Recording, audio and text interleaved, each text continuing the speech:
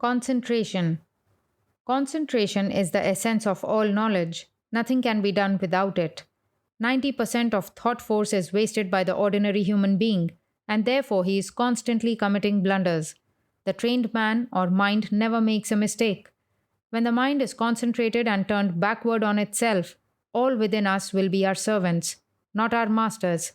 The Greeks applied their concentration to the external world, and the result was perfection in art, literature, etc. The Hindu concentrated on the internal world, upon the unseen realms in the self, and developed the science of yoga. Yoga is controlling the senses, will, and mind. The benefit of its study is that we learn to control instead of being controlled. Mind seems to be layer on layer.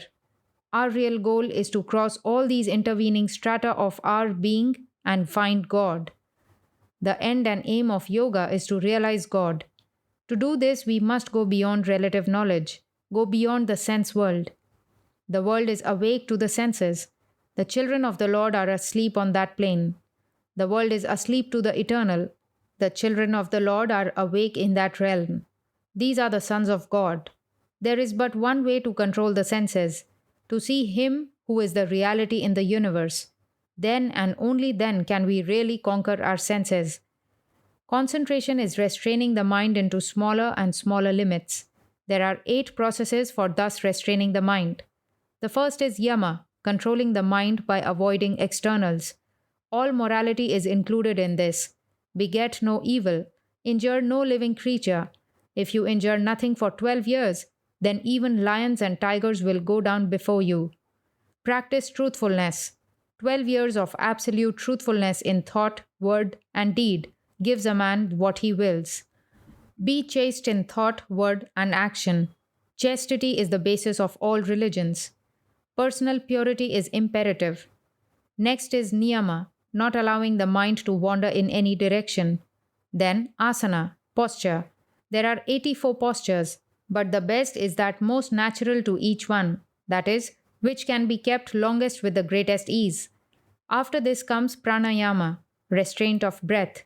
Then pratyahara, drawing in of the organs from their objects. Then dharana, concentration. Then dhyana, contemplation or meditation. This is the kernel of the yoga system. And last, samadhi, superconsciousness. The purer the body and mind, the quicker the desired result will be obtained. You must be perfectly pure. Do not think of evil things. Such thoughts will surely drag you down. If you are perfectly pure and practice faithfully, your mind can finally be made a searchlight of infinite power. There is no limit to its scope, but there must be constant practice and non-attachment to the world. When a man reaches the superconscious state, all feeling of the body melts away. Then alone does he become free and immortal. To all external appearance, unconsciousness and superconsciousness are the same, but they differ as a lump of clay from a lump of gold. The one whose whole soul is given up to God has reached the superconscious plane.